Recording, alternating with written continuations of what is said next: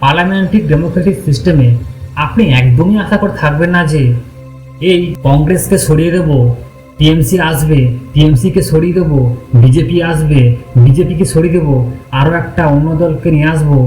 কিন্তু কাজ সবারই একই হবে। প্রমাণ আপনাদের সামনে বাংলাতে ঘটছে। এরা শুকনো হাড় চুষে খাচ্ছে। 26-এ বিধানসভা ভোটে বাংলার অধিকাংশ মানুষই চাইছে বিজেপি শাসনে আসুক। কিন্তু কেন পশ্চিমবঙ্গের মানুষ অন্য সরকার চাইছে? তার কারণ বাংলায় দুর্নীতি কমুক, শিক্ষা ব্যবস্থার উন্নতি হোক, সুশাসন ব্যবস্থা, আইন ব্যবস্থা হোক, বাংলায় ক্রাইম কমুক এবং অর্থনৈতিক দিক থেকে স্বাবলম্বীর জন্য। এখন আমরা যদি বিজেপি অধ্যুষিত রাজ্যগুলির দিকে পর্যবেক্ষণ করে দেখলে 2019 সালের রিপোর্ট অনুযায়ী দেশে নারীদের প্রতি সংগঠিত অপরাধে উত্তরপ্রদেশ শীর্ষে রয়েছে। গড়ে দিনে 87টি করে ধর্ষণ হয়। পশ্চিমবঙ্গের প্রতিবেশী রাজ্য উড়িষ্যায় সব থেকে বেশি ক্রাইম হয়। প্রতিবেশী রাজ্য আসাম ক্রাইমের সংখ্যা অত্যধিক। প্রতিবেশী রাজ্য সিকিম অর্থনৈতিক দিক থেকে দুর্বল। এবং গোটা ভারতবর্ষের মধ্যে বেকারত্বের হার সব থেকে বেশি হরিয়ানাতে দেখতে পাওয়া যাচ্ছে। আমি আপনাদের এটাই বোঝাতে চাইছি যে পার্লামেন্টারি ডেমোক্রেটিক সিস্টেম এদেশের নয়, বিদেশি। আর এই বিদেশি তন্ত্রে ভালো থেকে ভালো মানুষও পাঠিয়ে দিলেও তারা ওই কাজই করবে যেটা হচ্ছে। এটাকে একটা উদাহরণের মাধ্যমে বুঝুন। এই পুরো ব্যবস্থাটা একটা মোটর গাড়ির মতন। আপনি ড্রাইভার পাল্টাতে থাকছেন, কিন্তু গাড়ি ওইটাই থাকছে। প্রথম ড্রাইভারটা পাল্টাচ্ছেন, দ্বিতীয় ড্রাইভার আসলো, তৃতীয় ড্রাইভার পাল্টাচ্ছেন, চতুর্থ ড্রাইভার আসলো, কিন্তু আপনি দুর্ভাগ্যবশত গাড়ি পাল্টাচ্ছেন না। তাহলে গাড়ি যা করার সেটাই করবে। সেজন্যই কোনো পার্টি আপনার হতে পারে না। আর এটার উপরে গম্ভীরভাবে ভাবুন, আমাদের কি পার্লামেন্টারি ডেমোক্রেটিক সিস্টেম প্রয়োজন? আর আমি আপনাকে গম্ভীরভাবে বলছি, পৃথিবীর যে কটি দেশে পার্লামেন্টারি ডেমোক্রেটিক সিস্টেম চলছে ফেল হয়ে গেছে। যদি বলি আমেরিকাতে, ব্রিটেনে, ফ্রান্সে, জার্মানিতে, প্রতিটা দেশেই সমস্যা আছে পলিটিক্সে। আর এই সমস্যা এই সিস্টেমের, আর ওই সিস্টেমই আমরা চালাচ্ছি। তাহলে এই পার্লামেন্টারি ডেমোক্রেটিক সিস্টেমে আপনি একদমই আশা করে থাকবেন না যে এই কংগ্রেসকে সরিয়ে দেব, টিএমসি আসবে, টিএমসিকে সরিয়ে দেবো, বিজেপি আসবে, বিজেপিকে সরিয়ে দেবো, আরও একটা অন্য দলকে নিয়ে আসবো। কিন্তু কাজ সবারই একই হবে। প্রমাণ আপনাদের সামনে বাংলাতে ঘটছে। এরা শুকনো হাড় চুষে খাচ্ছে। এই পার্টিগুলো হচ্ছে মাস্তান সন্ত্রাসীর সংগঠন। পার্টি মানে সন্ত্রাসী লোফারদের ঘর। আর এই পার্টিটাকে এই দেশ থেকে শেষ করার প্রয়োজন। আর দলীয় ভিত্তি ছাড়া এই দেশে প্রতিনিধি চয়ন করুন। প্রতিনিধি আপনি চয়ন করব, দিল্লি থেকে কেউ আসবে না। আমি হাওড়াতে থাকি, আমি জানি কোন ব্যক্তিটি ভালো, কোন ব্যক্তিটি এমপি হওয়ার যোগ্য, কোন ব্যক্তিটি এমএলএ হওয়ার যোগ্য, কোন ব্যক্তিটি কর্পোরেটর হতে পারে। এর মধ্যে কেউ দিল্লি থেকে আসবে, নির্বাচন লড়ে দিল্লি চলে যাবে, এই ব্যবস্থাটাকে আমরা চালাতে চাই না এই দেশে।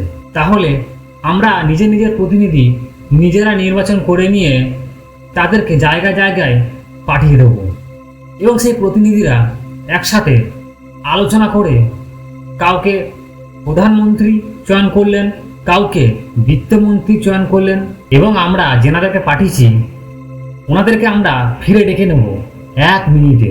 যদি উনি অপরাধী হয়, বদমাশ হয়, লুচা লাপাঙ্গা হয়, এইরকম নয় যে আমরা 5 বছর অপেক্ষা করে থাকবো, দ্বিতীয়বার নির্বাচন আসবে তখন আমরা তাকে হারাবো। এই 5 বছর কেন অপেক্ষা করে থাকবেন? আজকে আমরা জানলাম আমাদের প্রতিনিধি খারাপ, আমরা 2 মিনিটে ফিরে নিয়ে চলে আসবো। যেরকম ঘরের চাকরকে পাল্টে দিই যখন জানতে পারি সে চুরি করছে, আমরা 1 মিনিটও সময় নিই না তাকে ঘর থেকে তাড়িয়ে দিতে। ঠিক সেই রকমই এমপি এমএলএদের 1 মিনিটও সময় নেব না তাদেরকে সংসদ থেকে, বিধানসভা থেকে তাড়িয়ে দিতে। আর এইসব নিয়ন্ত্রণ জনগণের হাতে থাকবে। আমাদের প্রতিনিধিরা চাকরের মতো কাজ করবে, তাহলে এই ব্যবস্থা ঠিকমতো চলে যাবে। এই রকম বিকল্প। তাহলে এখানে প্রথম পর্যায়ে হচ্ছে যে আপনি গোটা দেশের মানুষকে বলুন যে 500-700 ব্যক্তিকে নির্বাচন করে নিক, আপনি মানেন যে উনি খুব ভালো, আপনার নজরে কেউ ভালো, আমার নজরে কেউ ভালো। আমাদের এই দেশে লিডার তৈরি করতে হবে, ভবিষ্যতে নেতা এই দেশে বানাতে হবে, যাদের বোঝার ক্ষমতা আছে, বুদ্ধি আছে। কোনো কোনো সময় ডিগ্রিওয়ালা ব্যক্তি মহামূর্খ হতে পারে, আবার কোনো সময় কেউ না ডিগ্রি নিয়েও বিদ্যামান হতে পারে। তাহলে আজকাল আমরা নিজেদের যোগ্যতাকে ডিগ্রির সাথে যুক্ত করা শুরু করেছি। ডিগ্রি আর বোঝার মধ্যে কোনো লেনদেন নেই। আপনি এটা মনোযোগ দেবেন, ডিগ্রি কাগজের টুকরো, তার মধ্যে মধু দিয়ে চাটলেও ভিটামিন সিও পাওয়া যায় না। ওই কাগজটা আপনাকে সম্মান দিয়েছে, আপনার জ্ঞান আপনাকে সম্মান দিয়েছে, আপনার আচরণ আপনাকে সম্মান দিয়েছে। তাহলে জ্ঞান আর আচরণ ওপরে, ডিগ্রি নিচে। ইংরেজরা ডিগ্রিকে ওপরে করে দিয়েছে, যার ফলে জ্ঞান আর আচরণ সব নিচে চলে গেছে। তাহলে আমরা এইরকম ব্যক্তিকে নির্বাচন করব যারা জ্ঞানে ওপরে, আচরণে ওপরে, চরিত্রতে ওপরে রয়েছে। এইরকম 500, 700, 1000, 2000 মানুষ নির্বাচন করা হোক।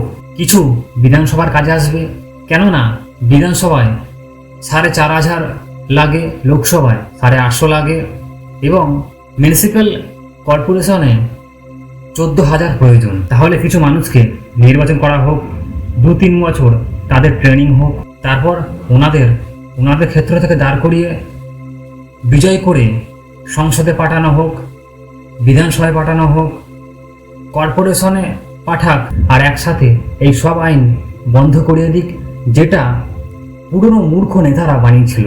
এই ব্যবস্থাকে পাল্টে দিক। এটা করতে হলে খুব বেশি 5 বছর সময় লাগবে, এর চেয়ে বেশি সময় লাগবে না। শুধু আমাদের এক পা ফেলতে হবে। আমরা প্রথমে ঠিক করে নেব এরা আছে, যুবক যুবতীরা আছে, যাদের মধ্যে ক্যাপাসিটি আছে, লিডারশিপ করতে পারে। এই দেশে এইভাবে নির্বাচিত করা হোক, আর ওনাদেরকে এইভাবে ট্রেনিং দেওয়ানো হোক। এনারা তারপর ট্রেনিং দিয়ে ফিরে যাবে, তারপর উনি সেখানে তাই করবে যা আপনি চাইবেন। আপনি টিএমসিকে জিতেছেন, এখানে সেখানে অর্ধেক কাজ হয়েছে। ট্রেনিং তো করাননি, তাদের জিতিয়ে পাঠিয়ে দিয়েছেন। আপনি জানতেন না যে উনিও বানরের মতো খেলা খেলবে। এখন এটাতে দুঃখী হওয়ার কোনো দরকার নেই। পুনরায় একই কাজ করবেন না। কোনো প্রশিক্ষণ শিখন ছাড়া কারো সমর্থন করবেন না। নির্বাচনে ভোট দেওয়ার জন্য প্রতিনিধি নিজেদের স্থানীয় নির্বাচিত হয়ে যায়, পার্টির সঙ্গে তাদের নেওয়া দেওয়ার প্রয়োজন নেই। আমি এইরকম মনে করি। জয় শ্রীরাম।